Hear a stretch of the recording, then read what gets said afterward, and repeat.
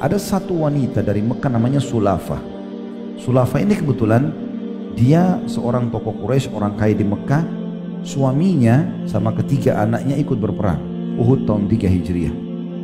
Maka dia masuk di kancah peperangan. Waktu dia lihat pasukan Quraisy sudah menguasai medan perang, dia cari mana suaminya. Dia temukan suaminya meninggal, mati, terbunuh. Dia cari anak-anaknya, dia temukan anak-anaknya kebetulan memang disebutkan namanya dalam buku-buku sejarah. Ada Musaffi', ada Kilab, dan ada Jullas ya. Ketiga orang ini semuanya ternyata ditemukan sama dia terbunuh kecuali satu orang yang tersisa dari anak-anaknya. Kebetulan Jullas yang belum mati tapi semua tubuhnya darah. Maka Sulafah pun mengangkat kepala anaknya, ditaruh di pahanya.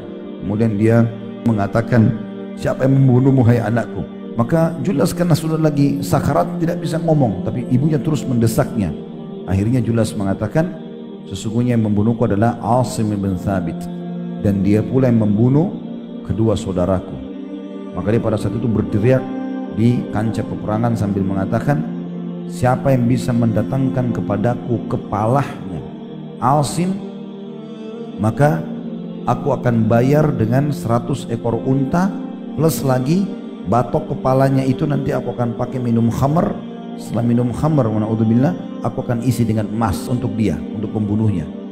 Maka semua anak muda semangat pada saat itu. Orang Quraisy ingin mencari mana Asim, tapi kebetulan karena muslimin sudah berlindung di atas gunung, mereka nggak bisa.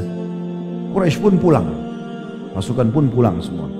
Tetapi informasi dari Sulafah untuk orang-orang Quraisy, dan itu tersebar di seluruh suku Arab pada saat itu yang ada di sekitar Mekah, Madinah, di Jazirah Arab, kalau Asim ini target utama, karena siapapun yang bisa membawa ke dia hidup atau mati, maka tetap akan mendapatkan 100 ekor unta plus lagi batok kepalanya. Setelah dibersihkan, dipakai minum khamr sama Sulafah, ditaruh emas. Setelah itu maka emasnya dikasih kepada pembunuhnya gitu. Tersebarlah informasi tersebut. Nabi SAW pulang ke Madinah bersama para sahabat dalam kisah yang panjang tentunya tentang masalah bagaimana kekalahan ini terjadi, karena dari 700 pasukan 70 orang terbunuh, sisa 630, dan 630 ini semua luka parah. Sebagian hadis sejarah mengatakan minimal luka pada saat itu di Uhud adalah 2 sabetan pedang. Tapi yang jelas kuasa Allah Subhanahu wa taala pada saat itu, Allah ingin menyemangati kembali muslimin. Pulang hari Sabtu malam dengan kekalahan. Subuh tidak banyak orang yang sholat pada saat itu karena banyak yang luka, mayoritas pasukan luka. Kemudian Nabi SAW terima wahyu, kalau semua yang hadir kemarin yang luka itu harus datang sekarang, kumpul lagi, kejar Quraisy, dan tidak boleh pasukan baru, harus yang kemarin. Maka di sini ujian yang sangat berat, luka di badan mereka minimal 2 sabetan pedang. Maka mereka pun pada saat itu semuanya tidak tersisa, 630 orang bersama Nabi SAW keluar dan membentuk pasukan lalu mengejar Quraisy sampai ke wilayah Hamrat Asad. Kemudian intinya Nabi SAW tinggal selama 3 hari Hamrat Asad untuk menunggu Quraisy. Mereka tidak datang, maka pulanglah para sahabat dalam kondisi gembira. Tetapi tetap saja tadi saya bilang gejolak dari Sulafah ini, wanita yang tadi suami sama anaknya terbunuh besar. Terus saja dia kumandangkan setiap hari. Tentu ada At-Tabari berkata tentang masalah ini, iya, maksudnya Sulafah akan memberikan hadiah sebanyak 100 unta bagi siapa saja yang berhasil membawa kepala Asim kepadanya. Lalu santerlah berita tentang nazarnya itu di tengah-tengah orang-orang Quraisy. Karenanya setiap pemuda Mekah pun berangan-angan dapat berhasil membunuh Asim bin Thabit, lalu menyerahkan kepalanya kepada Sulafah, hingga terjadi tragedi Ar-Raji' atau Bi'r Ma'unah pada tahun 4 Hijriah. Kisahnya teman-teman sekalian, ada sebagian orang suku Arab datang, lalu mereka mengikrarkan syahadat di depan Nabi SAW. Terdiri dari 3 suku yang masyhur, yaitu suku Ra'al, Zakwan, dan Usayyah.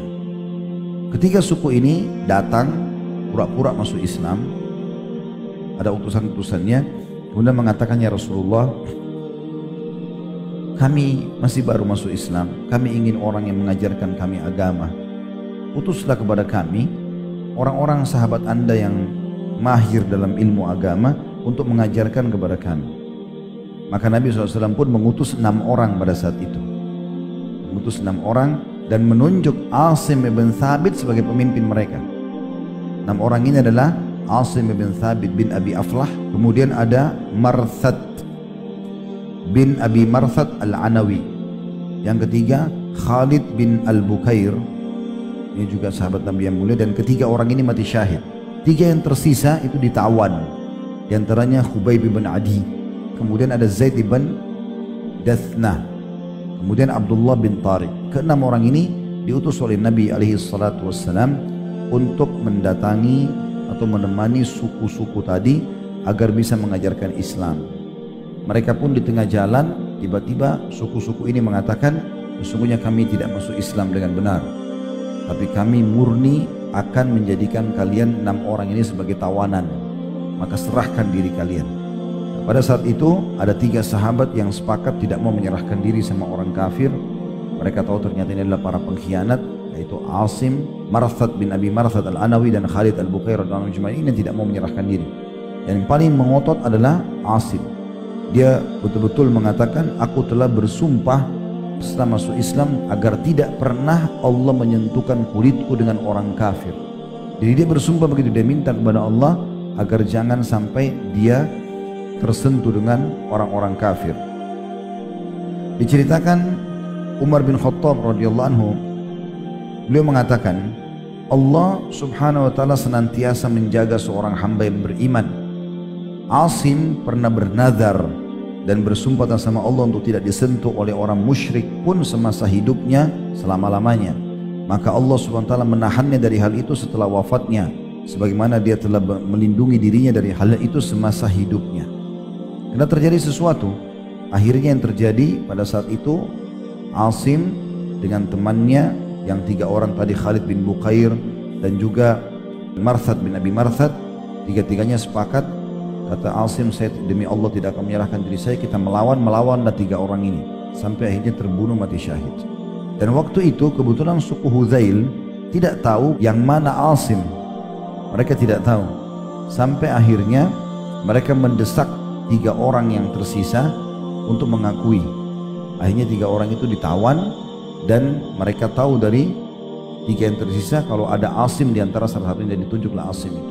Maka mereka pun bergembira pada saat itu karena mereka pikir mereka bisa dapat 100 ekor unta dari Sulafa, kemudian mereka juga akan dapat emas sepenuh batok kepalanya Asim, gitu kan? Apalagi Asim sudah mati. Kuasa Allah subhanahu wa ta'ala waktu mereka datang untuk memenggal kepala Asim yang sudah mati, maka tiba-tiba Allah datangkan lebah, dan lebah ini memenuhi seluruh tubuhnya Asim. Mereka tidak bisa lihat sedikit pun satu sisi dari tubuhnya Asim. Mereka tidak tahu mana bedanya antara kepala sama kaki. Mereka berusaha mengusir lebah-lebah itu, tidak pindah. Terbang sedikit kembali lagi. Jadi mereka tidak pernah tahu. Maka mereka berkata satu sama yang lain, biarkan dulu sampai sore, mungkin nanti lebah-lebah ini akan pergi. Pada saat tiba sore hari, Allah datangkan banjir yang besar di lembah itu, kemudian membawa jenazah Asim radhiyallahu anhu entah kemana kuasa Allah subhanahu wa ta'ala. Akhirnya hajat dia sebagaimana Umar bilang tidak pernah lagi disentuh oleh orang-orang kafir. Kata penulis, Allah SWT telah menjaga kepala Asim yang mulia itu agar tempurung kepalanya tidak digunakan untuk meminum arak. Ia telah melindungi agama Allah, maka dia pun melindungi jasadnya.